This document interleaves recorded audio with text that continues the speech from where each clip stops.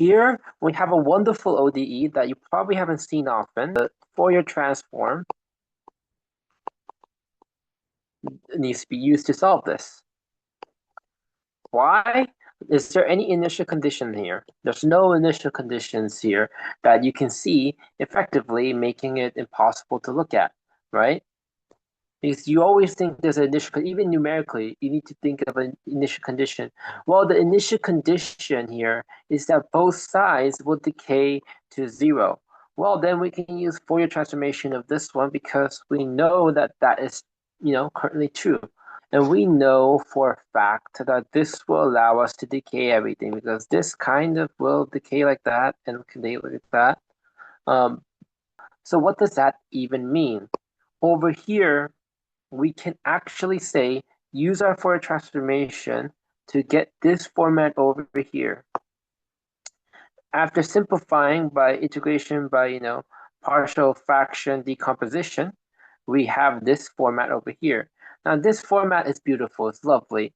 And then you do inverse Fourier transformation to get to this format over here, and we have our solution, which indeed has some kind of Gaussian-like distribution as our solution. It always decays to zero. Now this is a wonderful question, and there's a few other questions I can think about that has this kind of thing. But as you can see, that is the power of Fourier. And the Fourier transformation, there's a bunch of them here, and I needed to find one to solve an ODE because it's technically a math ODE related class. Now, these are more used for like other stuff, other classes use it in controls and other ODEs with numerical and all the stuff, other like very confusing stuff. But it usually is also used in discrete. So it's like a lot of points over here like this. But we're not doing that right now. So either way, we have solved the ODE by looking at the smart IC. The IC basically is if you really wanted to be technical here, is plus or minus infinity equals zero.